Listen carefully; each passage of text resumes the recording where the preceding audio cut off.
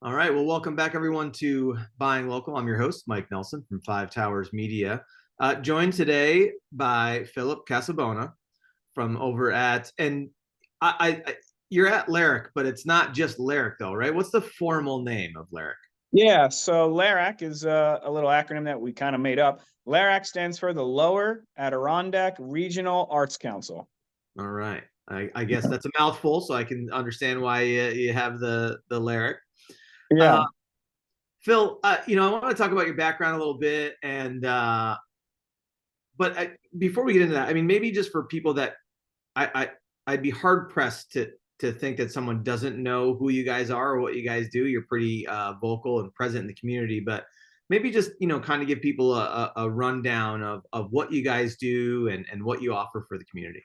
sure. So a lot of people know us. So we are a community-driven, mission-based nonprofit art organization. A lot of people in our region know us for our festival that we do in June, right? We've been doing that in June every year for the past 53 years. So this year's going to be our 54th annual June Arts Festival. And that event started with when we were volunteers in 1972. We had a handful of artists in the park in downtown City Park, and it's grown to the point where now we have over 150 artists from all over the country, and we have food trucks, 2 stages with live music. So that event gave us the opportunity to raise enough money, and we bought a building about 29 years ago, the Carriage House on Lapham Place, and the park's our front yard.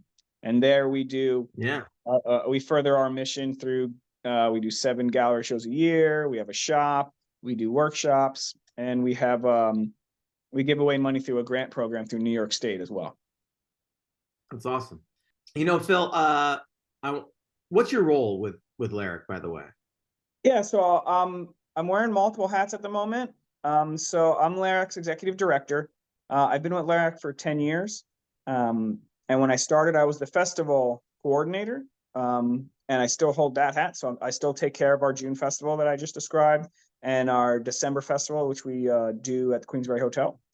I'm also LARAC's gallery curator. So I took that on about 5 years ago, and I'm in my 3rd year of being LARAC's executive director. Wow. So you're not busy at all. No. Oh, always have time. Yeah. You probably don't remember. I think you and I met probably 10 years ago when you were first getting involved. And I remember this, Phil, because I remember you gave me your business card and it had scissors on it. Oh, okay. So I still do that. That is a side thing that I do. Yeah. So my father-in-law is a very creative man. He's an artist at this point, but prior to, he invented a machine to sharpen hairdressing scissors. So I still do that, and that was like my business card before I had LARAC business cards. Yeah. It stuck in my brain. It was funny because when Carol Ann over at the chamber connected us, I was like, I've met Phil before, and I was like, but it was a long time ago. And that the scissors on the business card, it really stuck out in my head. It's funny. That's super funny. Yeah. I still do that. It's a little side hustle. Yeah, because why not, right? With all the other hats you're wearing, why not chew up exactly any that's funny money. That helps my wife and I travel and do fun stuff. That's great. Yeah, that's great. So obviously, like you said, everyone's familiar with the festival, right? Like that. I mean, God, I've been in the region for 25 years, and I think we've pretty much hit the festival every year. Such a great time. What can you tell us about what's going on with the festival? Anything new? Any changes you're doing this year that's different from the past? Yeah, well, so thank you for being a patron there. So Yeah. I really consider the artists here in the community, my boss, the LARAC staff's boss, if it wasn't for the community and the patrons coming to events like that, we wouldn't be able to have a building and have jobs. So every year, our intent is to further our mission and further the growth of that festival while staying true to what it was, right? So, every year we try to keep some of our as many of our regular artists as possible. We have some artists who've been doing this show for, I think this year we'll have an artist who's been doing this show for 42 of the 54 years. Wow. But we're also already have juried in about 30 new artists. So we're always looking to make sure everybody who's coming to our show year after year, they find their favorites, but they're finding something new. So it's not getting stale. And we're also supporting as many new artists as possible. A lot of artists might retire, and we're looking to support as many young and new artists as possible and help them get a platform for turning this into a financially stable endeavor for them. And then fun stuff like live music, increasing what we can do performance wise, and then just growing our festival and LARAC as a community institution. We want it to continue to be free to the public, so we're working on just growing it organically, but making sure it's doesn't lose its value. Yeah. And how many artists did you say you'll have at the festival this year? So this year we're shooting to top last year. We're shooting, probably will end up somewhere between 160 and 170 artists, and then about like 10 food trucks. We'll have nonprofits scattered in there as well that we like to support. As you know, we're LARAC's a member of the Arts District, so we'll support other arts nonprofits and other nonprofits in the region. And then we'll have some entertainers as well, looking to have a character artist and some other things scattered throughout the festival as well. Yeah, I want to say I know that one of the things that I always remember when my kids were a lot younger, and we would go to, there was always like a face painter there, and the kids would get face painting done, and just like I want to say there was like a balloon animal, like just stuff for kids, but also I mean I always enjoyed it just from being able to walk around and seeing all the different creative things that people do. Some of it is just absolutely fascinating what people are able to create and what they're creating it out of. Well, that's the kind of the beauty of art in general, to have an idea and to make it tangible. And instead of just putting it in your closet, you want to share it with people. That's like there's such an emotional attachment to that aspect, right? To other people, not even buying it, but just being able to enjoy it as as a spectator, to be able to see it. And then people who are lucky enough to be able to buy artwork from somebody and you get to look at it every day is really amazing. But like you said, we look at this, we're here to support the artists, and then our community is supporting them. So we try to make it so it's fun for the whole family. It's not something you want to run through, right? It could take you hours. It could take you the 2 days if you take your time. So we Yeah. always try to have some fun stuff for kids and everybody in the community, so they they can make a day of it. Really come down, make a day of the festival, and then enjoy the city's restaurants and all of that as well. Yeah, I have to imagine that that festival is a real boon to the downtown business district. I mean, how many people do you guys draw in for that? Right. So as a small nonprofit, we haven't done like a third party private hiring to find out what our actual full numbers are on economic impact. But talking to the restaurants, talking with the city and the county, last year we had estimated just over 15,000 people. Wow. And our goals are here in the future to have somewhere around 20 to 22. So that's what we're trying to do here with some of our new marketing. But that is such an impact for the community. I mean, speaking with the restaurant owners and the hotels, it's the busiest weekend, like event weekend in Glens Falls. You have other things happening throughout the year, but for like a festival, for an event, it's the biggest, makes the biggest economic impact for the city. That's amazing. Yeah. And on behalf of all festival goers, I would just like to say thank you for doing it in June and not in doing it in July or August when it's 90 and 100 degrees. I mean, we usually get some pretty decent weather in June. So yeah, I know that would be it'd be tough in the hotter weather. Although, sometimes we get it, I guess, in June. But We 2 years ago we had a 98-degree day. We that spawned the following year, and years since we've had misting tents just in case it gets a little hot. But we look yeah, at this as a we scheduled it years back, a long time ago, as an opportunity to be the start of the summer, right? Yep. And the kickoff to the Adirondack region. And so we've kind of tried to hang on to that flag and make sure we are on everybody's radar, so they can start their wonderful time here in the Adirondacks. And we hope that we're kind of the first thing they do.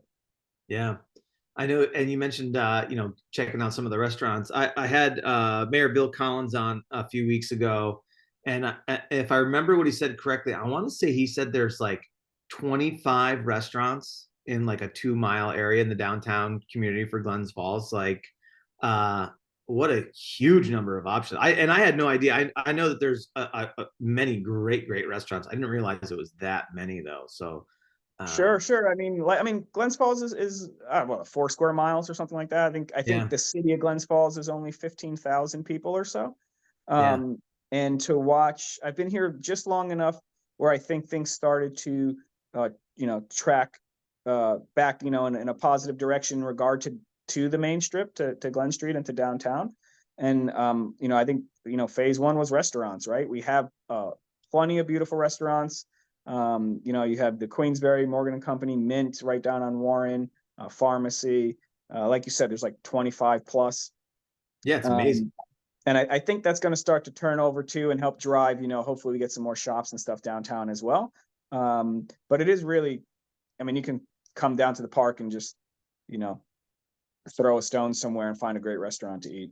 Yeah, yeah, it's amazing. Downtown Glens Falls has come. I mean, I moved down here in the late '90s, and back when I was in my early 20s, and a long time ago. And I was actually just talking with a friend yesterday who's also been in the area for some time, and we were commenting about the difference now with Glens Falls and the downtown market, especially compared to what it was like 20 years ago. Right. Just a completely different vibe, a completely different aesthetic, just so much more happening, and it's calmer than it used to be. I don't know how long have you been in the area your whole life? No, I moved here. I graduated college in 2009. My wife was from Fort Anne. She graduated the following year, and I moved here. So I've been here. I spent the year in the city, but I've been here basically like 14 years. Okay, so And so you've I seen a love it lot here. of that change, a lot of that Yeah, change. And like yeah, and the downtown was a little rough 20 25 years ago. That's what we were talking about, like, oh, right. and now just what a great vibe, and what a great collection of businesses and services and things going on. I really do think, like you said, I think I mean, the city made some leaps and bounds, but I think, once we started to get one, two, three restaurants, it helped create a culture that supported organizations like us and, the Symphony Orchestra Yeah. and the Wood and these institutions, art institutions that have seen all of it. I mean, LARAC, like I said, we've been around for 54 years and we've had this building for 29. So it's been really wonderful to see this organic growth and this cultural shift and and wonder of what Glens Falls is. And their murals are going up, more events are happening, and we're becoming a little destination place, which I think is really wonderful. Yeah, yeah, from going from being a bedroom community for so long to becoming a more of a destination where people are coming here now for so many reasons, and the downtown, I have to assume, is chief amongst them. It's been a really cool thing to watch. It's been a really cool thing Yeah, to watch. yeah, I think so too.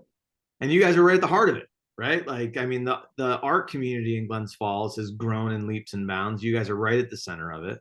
Yeah, yeah, Um, I I want to just one quick question about the festival, and then we'll talk a little bit more about some of the other stuff that you guys are up to. But for people listening that maybe they haven't been to the festival before, what kind of uh, vendors from an art standpoint, like what kind of things will they see in those booths and tents? sure, sure. So, um, out of those, 150, 160 artists, there's going to be, I don't know, 80% of them that are doing this 30 plus times a year. Like, this is their business. This is how they pay their bills, how they feed their families. Um, so we take it seriously, but it's also, we know that we want this to be fun, and they know that too. So when we're looking at jurying people into our festival, our artists range from fine artists, painters, watercolor, oil, acrylic, um, and then you have, fine art, pottery, and ceramics, and that trickles all the way down to jams and jellies, as long as our criteria, as long as the artist here selling it is the person making the work, um, and we'll go through the process on what that looks like to jury them in. They're able to apply to our show, right? They're able to possibly participate. But we have woodworkers, from signs to furniture, um, fabric artists, hand screen printed T-shirts, um, metalwork, garden accessories. So it really runs the gamut. If it's something that's creative and you can make it with your hands, and the artists have done that, they're eligible to apply and participate. Uh, Anything come to mind? And I know I'm putting you on the spot here with in a sea of creators, but anything come to mind as like some of the most unique things that you'll see at the festival? Cerrone Plumbing and HVAC are dedicated to providing expert plumbing and heating services and continuously improving to meet the needs of our community and building long-lasting relationships. We offer 24/7 emergency services, 0% financing, and monthly specials. Call us today at 518-798-6560 or visit us at 115 Everett Ave, Queensboro, New York. Whenever you need us, we are here. Yeah, I mean, every year, you get X amount of this, X amount of that. We have wonderful jewelers and wonderful jewelry. We have wonderful, we have some wineries and spirits. But honestly, every year I've been doing this a long time, 10 years. And there's like one or two people where I like have to look up when they send their application in, and I look up photos, and then I have to like research on like, oh, how was this made? What is this product? And this year we're going to have this really cool, it's their first time doing our show, metal work. They're garden sculptures, but they're made out of like repurposed rebar, and they're melting glass as well. And they're like these big but beautiful glass and metal, tall, like 4 or 5 feet tall garden sculptures. I thought that was pretty interesting. Mixing those two kind of media, and taking salvaged materials and creating kind of these cool sculptures. And I'm excited to see them in person. But yeah, every year there's something that's pretty unique, that you probably, our patrons haven't seen before, which is fun. Yeah, that's cool. I do feel like walking around the grounds, because it's like sometimes you do it in the park, sometimes the parking structure, parking lot. I know I've been over there. Sometimes a little bit of both. So LARAC, so the parking structure you're talking about on Glen Street, right? Like 33 Yeah. Glen, Old Travelers. Okay, so that was never LARAC. That was Zonta. Oh, But it was? yeah. But the beauty of that was, if you don't know Zonta, and anybody listening doesn't know the Zonta as an organization, you should really look them up. They're a great organization. They have a really great mission. So they came and talked to us, and we were fine with them kind of being there on the same weekend as ours. Oh, I didn't realize that that was a separate thing. Yeah, they kind of jumped on with us. We had a pretty good marketing budget in comparison, and like I said, we are a community-driven organization, and they are have such a great mission to help people in the community. So we were totally cool with it. They ended up switching their weekend the past couple of years post COVID. They're actually in the park on Mother's Day. Oh, okay. So Wow, great I had no idea that year that that was a different event. I thought it was just all part of your festival. That's really interesting. No. So LARAC is City Park. Yeah. So the gazebo area in front of Crandall, and then we will shut down Bay Street up to Washington, and then we shut down Maple Street. Okay. That's a big footprint. It is a big footprint. Yeah. I mean, we've worked along with the city and passed our map along for them to use as other organizations and organizers are thinking about doing some stuff, because we have it pretty dialed in. But yeah, it's a really wonderful space to have such a beautiful event. So yeah, I know. I really do like being able to walk around and like and you're just kind of discovering things, right? Like you go from booth to booth and you're seeing all this different work, and it's a really good time. I really enjoy it. So we appreciate that, because we're pretty we think we're pretty specific on how we lay it out, and we can pack, we can double the size of the event, but we really want the amount of people we bring. We want the artists to do well. We charge them for this. It's our biggest fundraiser. So we want the artists to do well, and we kind of lay it out in a way where you can casually take your time, and you don't feel too overwhelmed with that many people, the way we spread everything out. And there's a lot to see. So we want people to spend, take their time. Yeah, that's awesome. All right. So LARAC is not just a festival, right? Like, you guys do a lot of things. So maybe give us, I don't want to say the 30,000 foot view, but tell us about some of the other things that you're doing throughout the year outside of the festival. Sure. So outside of June, we do a smaller event inside the Queensberry Hotel, a smaller December festival. It's about 60 artists. We do that the first Sunday in December usually. So that's been a great partnership. So outside of those two giant fundraisers, in the building that we now own, that we've had for the past 29 years, we do 7 gallery shows a year in there. So every 4.5 weeks we have a show. So there's a week in between for changeover. And they range from big group shows to artists with full bodies of work, beautiful shows. We have a shop. We represent over 80 local regional artists all year long. 6 weeks before the end of the year, we do a wonderful holiday shop in our gallery. So there's no gallery show. We turn the whole space into like a mini festival market. And then through our grant program, we work alongside NISCA, which is New York State Council of the Arts. We give away this year and next year and last year, we $100,000 to artists and organizations in Warren and Washington County. Wow. That is the gist of it. We are also pretty instrumental right now in the Arts District, which is another wonderful organization in downtown. So when you're doing the galleries for artists, how does that work, or what's the objective when you're doing a gallery for an artist? Sure. So graduating with an art degree myself, galleries in general are a wonderful opportunity for artists to get their work seen and to sell, correct? So I would say half of these artists are probably doing this and they're as retired artists and they're finally have the time. And then there's artists who are trying to do this as a living, pay their bills, right?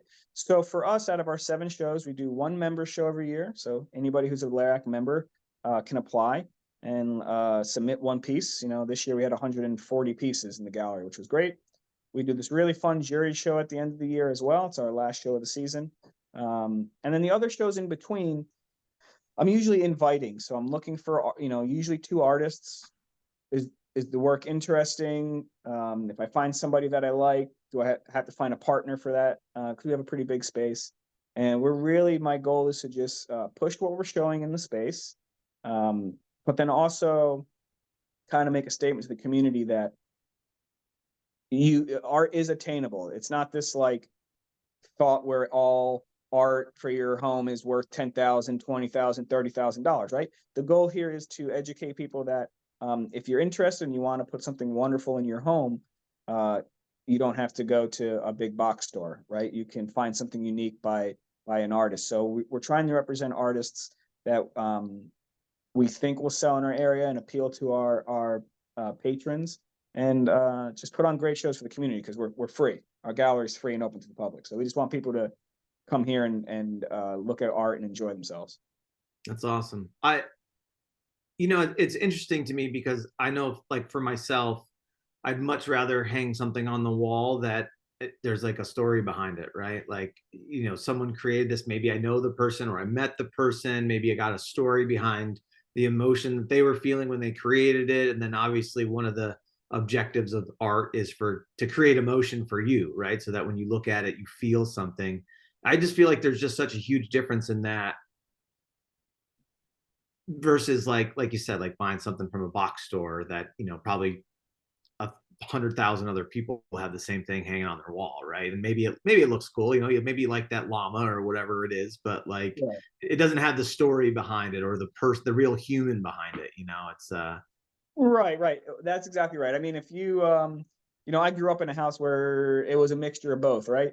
And that's fine if you find like a llama picture at Target and it's something that you really you love that and made you smile or it looks good in your kid's rooms. That's awesome. That's great. But also if you go into a gallery and there's a painting like what's behind me that like strikes you, we want to make sure that for the most part it's obtainable, right? It's not going to be $20, right? But we try to be pretty realistic on supporting, how to push the boundaries in the gallery and what we're showing. So we're not just showing Adirondack landscapes all the time, but also try to make it so if someone connects to it, it's something that they can, buy, be able to afford. So Yeah. that's kind of our goal and mission there. Support the artists, push the boundaries, but educate people on the importance of supporting artists. Yeah. What do you think the biggest challenge is for the art community on a whole? So, especially now with the cost of food and everything, art is a luxury. It's not a necessity, right? So, not everybody can afford art. I mean, I graduated in 2009. I'm going to be 38 this year. I've been with LARAC for just over 10 years. When I first started volunteering here, even before I worked here, I skipped meals to save money to buy artwork. Not everybody at my age then or my age now is able or wants to make sacrifices for the arts. So that kind of makes it hard, and the fact that there's a double-edged sword with the internet, right? It's wonderful. It gets people connected, but it also, dilutes the pool a little bit. There's a lot of artists out there. So, our goal here is to represent as many as we can, but also be strategic on what we're showing and who we're showing. So I always tell, like right now we have a college show, which we do every 3 years. We do this wonderful college show. And I told those students, I said, keep doing it, but remember that it should be fun first.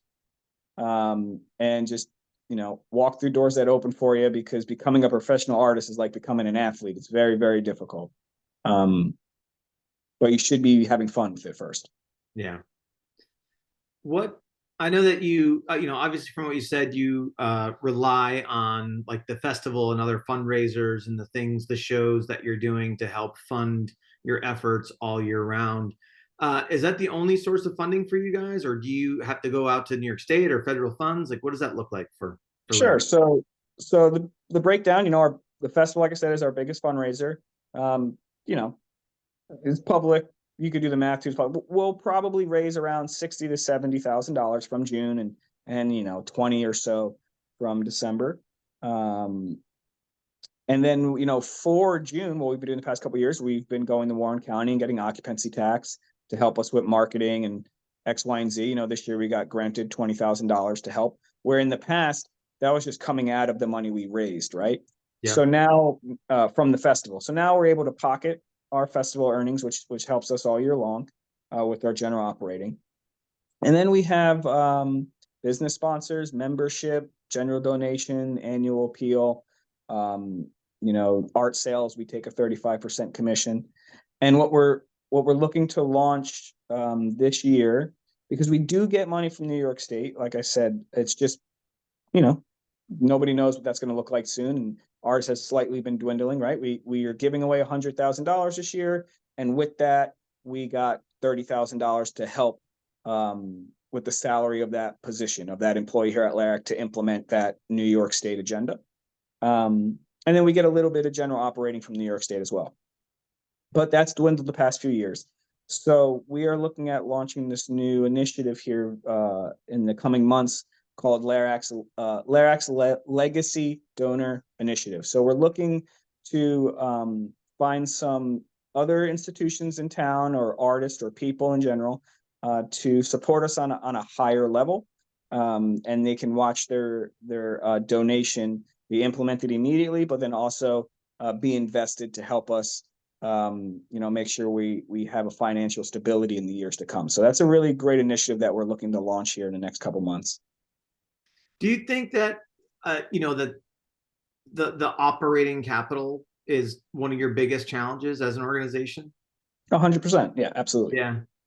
It's just because as you're talking, like I'm doing math in my head. I'm like, all right, I don't know what your annual budget is, but I speak to a lot of not-for-profits, and I know that it's not inexpensive, which is crazy, right? Like it's a not-for-profit, not inexpensive to run a not-for-profit. Sure. And so that a lot of help needs to come from a lot of different places. And it just sounds like, and every one of them I always talk to is always operating on small staff, trying to do a lot of different things. Like you yourself are wearing multiple hats all the time. Right. It's, you said the state funding, it seems to be dwindling a little bit. Like, are there Well, I reasons for mean, that, or? yeah, for us specifically, I shouldn't, it's not necessarily across the board. I know the state was, probably worried, right now, what's going on, what might get cut in the future here. For New York State, the way we operate is organizations like ourselves and other nonprofits apply to New York State with a grant. You have to apply to get funding, and some organizations maybe got more than they got last year, got what they got last year. We've been operating for a very long time. We got slightly less than what we got last year, which is, they're more applicants, same pool of money. Yeah. The money hasn't increased. More people are able to apply. So we're very appreciative for everything we get from New York State, from NISCA. We wouldn't be able to operate without it. The ability to push our mission through the grant program to support that many artists and other organizations through educational grants and stuff. I mean, that $100,000 goes right in the Warren and Washington County. Yeah. So I mean, it's an amazing endeavor, and it wouldn't be possible without New York State. We just want to make sure that we are doing everything we can to be as financially stable as possible, and anything we get from New York State is kind of like icing on the cake, right? And I think a lot of nonprofits are trying to figure out ways to be. I think that's been the struggle since the dawn of time with nonprofits. Yeah, yeah. How to make yourself as financially stable as possible, right? So for us, you got to, at 2025, you got to think outside the box a little bit. There's less people have less, disposable income, and you got to figure out what your worth is, then appeal to the people who are benefiting from that, or feel as passionate about your mission as possible. So that's kind of our goals right now to stay viable. Yeah, it makes me think about, so obviously we're a for-profit business, right? And being a small business owner or an entrepreneur comes with a lot of stress and pressure constantly, right? Of trying to make sure that you have enough money to pay payroll and pay bills and keep operating and all these different things. And it's interesting that I hadn't until very recently thought about executive directors as small business owners, because they have all the same pressures. They have all the, and probably more, because I mean, as a small business owner in New York State, I have a ton of rules and regulations and hoops to jump through on a regular basis. And if all the conversations I'm having with people in the not-for-profit space is telling the story that I think it's telling, it sounds like there's even more hoops for you guys. I mean, you guys got to worry about grant writing, and that in and of itself is a full-time job, and making sure that you're doing the things that you're adhering to the conditions of the grants. And it just sounds crazy to me. And so I just got, hats off to you and everyone that's in that leadership role. Like, the pressure and the stress just must be insane. Like, yeah, I appreciate that. But I mean, same, like what you're saying, we're kind of, we're in the same boat, we're in, you take one or I'll take the other, because it is very similar between nonprofits, I think, and small businesses, especially post-COVID, right? It's a different atmosphere, different environment, a lot of pivoting, a lot of figuring things out. And, when I got hired as the festival coordinator, there were 4 of us. Now there's 2.5 of us here at LARAC. So that's why I'm wearing so many hats, right? We're looking to kind of restructure that over the next couple of years. We've been, we were 2 people for a while. We were able to add another part-time employee last year. We're looking to hopefully add a full-timer next year to take over part of some of the things that I am doing currently. But yeah, it's just, I wake up every morning and I figure out where I have to pivot, and just remember that I value what I value what we're doing. I think we're making a very positive impact on the community here, the other businesses and nonprofits in the area. I think about the positive impact they're making, and you just go forward and you go home and you try to relax. At the end of the day, I'm not saving lives, so um, I just do as much work as I can, work my hardest when I can, and then try to go home and enjoy myself and not stress too much until I clock back in the next day. How's that work out for you, Phil? I get 1 or 2 nights a week where I don't wake up in the middle of the night trying to think, with my brain moving, but Yeah, it's all right. yeah, It's that's good. good. That's good. Oh, I believe you. I absolutely know how you feel. You are not alone, sir. So So,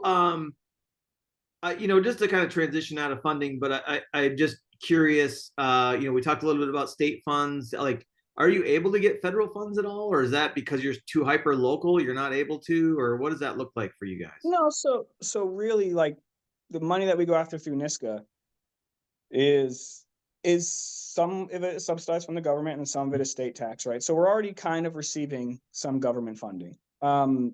There's certain straight government grants that have such high, I don't want to say regulations, but requirements that we Hmm. have to pick and choose what grants we go after. And now with most grants too, this is, I think, a misunderstanding of a lot of people. It's not like I could just apply to somewhere and be like, I need 30 grand, and then it's like no strings attached money, right? It's like, well, Yeah. we could just put that in operating, that can go toward salaries or go toward marketing. Most of the time when you're applying for a grant, you're applying, it has to have a purpose, right? So Hmm. we try to be very strategic on what we're applying for to make sure, one, it fits our mission. Two, we're applying for a grant for a project that is um, feasible and we can actually do. And three, because getting that money, will it create more work and not actually, will we be able to reap the rewards of that grant, right? Yeah. Like, we just got a grant from um, uh, Glens Falls Community Art Grant, for new signage for the building. So that's great. We needed that. They're supporting us there. We get grant funding through the Tuba Family Foundation. We go after money from the Tuba Family Foundation, which is great. That helps us a lot. So we have to cherry pick, and a lot of those bigger grants just have a lot of strings attached, Yeah. and like I said, as a 2.5 person operation, um, we just kind of have to figure out where our resources are best used. Yeah. Yeah. It's hey, Tuba, is that like Jackie Tuba? Yeah, so Jackie Tuba has, the Tuba Family Foundation, and she's a part. She started the Children's Museum, and Yeah. I work with her with North Country Arts. So I'm the president of North Country Arts, which is another nonprofit art organization that's community driven. It's membership driven. They have a gallery in the Shirt Factory. So I've become very close with Jackie. I've been working with her on X, Y, and Z for the past 10 years. And when she started a Tuba Family Foundation, being right here in the community, she has great impact here. And so that's a great little, it's a great foundation to apply to if anybody, or research Yeah. Jackie Tuba Family Foundation. So yeah. Yeah. I used to see her at Rotary years ago when I was in the Glens Falls Rotary, and she was always a pistol for sure. She's still there. Yeah. She's Did still there she? being a pistol. Yeah. That's great. Well, tell her I said hello. I don't even know if she remembered me or not, but She will. She's got a mind like a steel trap. yeah, she's pretty sharp. She's wonderful. Yeah, Yeah. that's funny. So, I know we're getting close on time. I don't want to keep you out here all day. You've got those many hats to be switching back and forth on. What just to kind of plug what's going on, like what do you have right now going on for gallery? Sure. So right now we have our 120 show. So this is a show we do every 3 years. So any college within 120 miles of us, students were able to apply, and it got jury. So it's a really great show showcasing artists, student artists from, Skidmore, Russell Sage, Union, SUNY Adirondack, SUNY Oneonta, SUNY Plattsburgh, SUNY Schenectady. Think that covers it. That show ends next week. And then on the 11th, we open with our third show of the year, which is Joan Reed and Chris Gregson Moss. That show's called From Eden. So Joan's going to have mono prints and monotypes, and Chris does she does these really beautiful fabric and wood sculptures and wall sculptures. So that's going to be a really fun show. That's awesome. What, Yeah. Phil, anything that you hoped I'd ask that I didn't ask today? No, I mean, I was just interested in this whole experience and chatting, and I obviously you can tell by my rambling that I'm really passionate about LARAC, and I can talk about it for a long time. I really do believe in our mission and our impact here in the community, and I think the byproduct of what we're doing has been this cultural and economic impact on the area, on the city and the region. So I think our goals are, and one thing I'll just mention is what we're trying to educate people here on is on LARAC as an institution, to recognize what our impact is and to support us any way they can as we try to do for them. Yeah, I mean, it's interesting. Until this interview, I hadn't thought about it, but you do really give a lot of, even just the festival alone just gives a lot of enjoyment and memories for families in the local community and abroad. So I definitely think that people deserve your support for sure. And Oh, I appreciate that. yeah, it's I think it's amazing what you guys do. And obviously, you know, we're big proponents of the arts and arts community, as everyone on staff is an artist in some point, and for what we do, and they all of them are creators in some fashion. So we definitely Awesome. we love what you do. If I appreciate that. I yeah, appreciate that very much. So thank you. yeah. If people want to learn more about the organization as a whole, or about the festival, or the galleries you have going on, where can they find you guys? Yeah, so LARAC.org, so LARAC.org. We're on Instagram, LARAC_arts, Facebook as well. And then also, like we're free. If you're downtown, we're that little yellow building. We face the gazebo. The park is our front yard. We're in between the library and City Hall. Yeah, come on in. I'm always the one downstairs at the desk. I make sure my office is the most public facing office here. So yeah, you're welcome to come in, check us out, ask any questions, and see what we're all about, and hopefully get some joy. I mean, I think everybody is a creator. When you see little kids, once they can hold a crayon or a pencil, they're making stuff. And somewhere along the lines, I think society pushes a lot of people away from the arts. It's not lucrative, or it's not this or that.